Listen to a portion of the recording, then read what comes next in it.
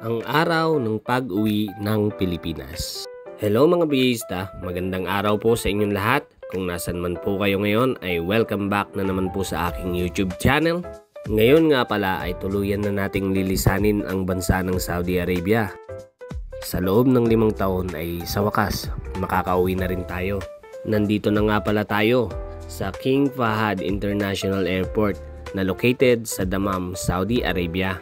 Dumating nga pala tayo rito ng medyo maaga, 12:30 ng umaga, sapagkat ang flight natin ay 4:25 ng madaling araw. Sinadya pala naming agahan ng konti dahil magtitimbang pa kami ng aming mga bagahe, dahil hindi rin kami sigurado sa mga bigat nito at para na rin makasiguro na hindi kami lalagpas sa itinakdang timbang. At hindi nga pala kami nagkamali ni Mrs. dahil nag-overweight ang kanyang bagahe. Kaya kinailangan kong kunin ang iba pa niyang gamit. At nung ayos na ang lahat ay agad na kaming nagpabalot. Isa ito sa mga requirements dito sa bansa ng Saudi Arabia bago ka nila payagan na mag-check-in. Kailangan ay nakabalot muna ang iyong mga bagahe. For safety na rin ito ng iyong mga gamit.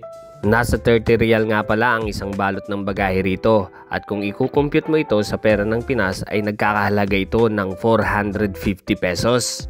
Medyo may kamahalan pero wala na tayong ibang choice. Meron kasi tayong mga kaibigan na nagbalot ng sarili ngunit hindi pa rin pinayagan. Dapat daw sa machine. Kaya kesa maabala pa tayo ay nagpabalot na rin tayo. Sumunod na lang tayo sa kanilang kagustuhan. Pagtapos namin magpabalot ay naglakad-lakad muna kami ni Mrs. hanggang sa abuting kami ng alas 2:30 ng madaling araw.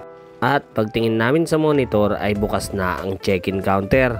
Kaya kami ay agad nang pumila at dumiretso sa immigration. At pagpasok namin ay nag-ikot-ikot muna kami sa loob ng airport habang inaantay ang aming flight patungong Abu Dhabi. Connecting flight nga pala kami mga bihista at inaasahan na 2 oras ang aming flight patungong karatig bansa. At pagkaraan nga lamang ng 1 oras na pag-aantay ay pinayagan na nga kaming pumasok sa loob ng eroplano. Ang atin nga palang sasakyan ngayon ay ang Etihad Airways, ang pangunahing sasakyang panghimpapawid ng Abu Dhabi. Habang lumalakad patungo sa aming sasakyan, ay iba-ibang emosyon ang aming nararamdaman.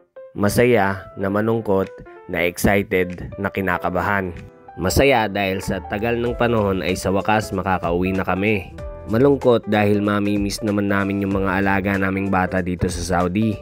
Excited dahil susurpresahin namin ang mga mahal namin sa buhay dahil hindi nila alam na uuwi na kami.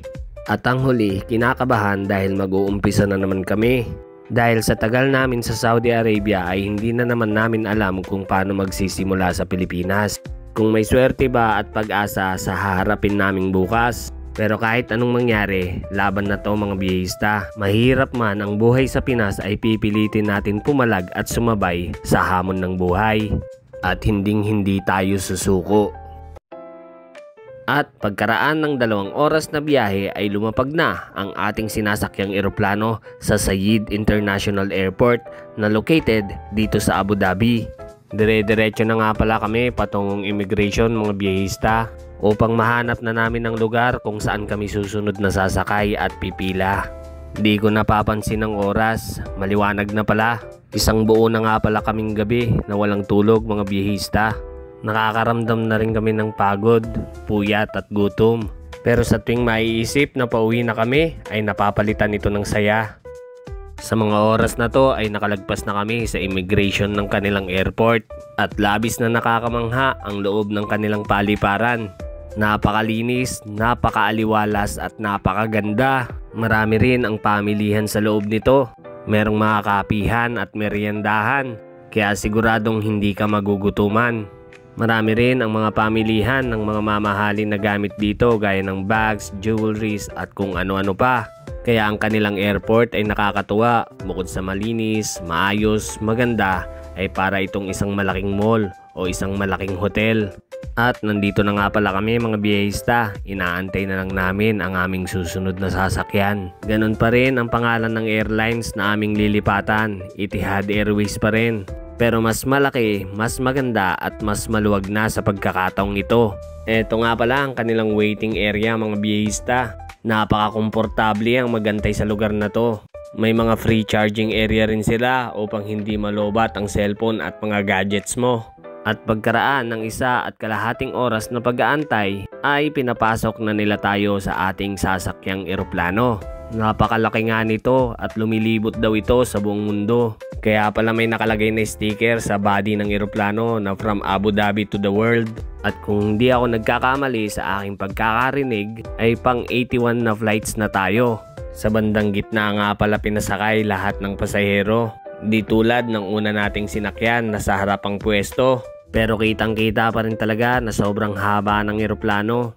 Eto nga palang ating sasakyan ngayon ay ang Boeing 787-10 at may duration time tayo mula rito sa Abu Dhabi hanggang sa Pilipinas na 9 hours. At eto na nga pala ang loob ng eroplano. Kung titignan mo ang mga upuan dito ay parang napaka-komportable tignan. Meron din siyang mga kumot, unan at headset na pwede mong gamitin kung sakaling gusto mong manood sa screen na nasa harap ng iyong upuan. At eto na nga mga biyahista, nahanap na namin ang aming mauupuan. At pag upo namin, akala ko ako'y masisikipan. Maluwag pa rin pala at maayos ang legroom ng aming nasakyan. At pagkaraan nga lang ng ilang minuto ay nag-abiso na sila sa eroplano upang maghanda sa paglipad at pag-alis nito. At pagtapos nilang magbigay ng payo ay tuluyan na nga lumipad ang eroplano. Napaka-smooth, napakatahimik at napakaganda ng pag-angat nito. Hindi tulad nung una nating nasakyan na sobrang tagtag. Kaya pag-abot namin ng himpapawid ay agad na kaming nagpahinga ng aking misis. Dahil nga wala pa kaming tulog at pahinga. Nagising na lamang kami nung may nag-aabot na ng pagkain. Dahil gutom at uhaw na rin kami ng misis ko. Sapagkat merienda lang ang ibinigay sa unang eroplano. At di nagtagal ay di na natin namalayan ng oras. Asa tapat na pala tayo ng Thailand. Di natin namamalayan na nalalapit na pala tayo sa bansang ating sinilangan. At nandito na nga pala tayo sa tapat ng dagat na pinag-aawayan, ang West Philippine Sea. Ramdam na namin na sobrang lapit na namin sa aming mga pamilya at sa mga mahal sa buhay. At pagkaraan nga lamang ng 1 oras na pag-aantay, ay pumasok na rin ang ating sinasakang eroplano sa bansang Pilipinas. Grabe na yung saya at pananabik na nadarama. Dahil alam natin na sa ilang minuto lang ang eroplano ay lalapag na. Sobrang dami nating mga imahinasyon at mga plano na nakikita. Yung mga gusto nating magawa habang nakatingin tayo sa ibaba. At ayun na nga mga biyahista, tuluyan ng lumapag ang sinasakyan nating eroplano. Sa wakas, nasa sariling bansa na rin tayo. Salamat Etihad Airways sa maayos na paghatid sa amin. Sana'y marami ka pang maihatid ng safe, lalo na yung mga kababayan namin. At eto na nga mga biyahista, tuluyan na tayong nakalabas ng eroplano. Dediretso na tayo sa kuhanan ng bagahe upang tayo na ay makalabas at makahanap ng ating matutulugan. Dahil alas 11 na ng gabi dito sa Pilipinas mga biyahista, upang tayo ay makapagpahinga. Dahil kinabukasan ay marami tayong gagawin na sorpresa. Sisiguraduhin natin na maraming magugulat at mabibigla. Dahil ang buong akala nila ay sa December pa ang uwi namin. At wala silang kaalam-alam na kami pala ang kanilang susunduin. Ang buong akala nila ay naarkila lang sila ng isa sa mga kapamilya namin. Kaya bukas na bukas ay maganda ang sorpresa at iyakan na ating haharapin. Next episode. Sige na!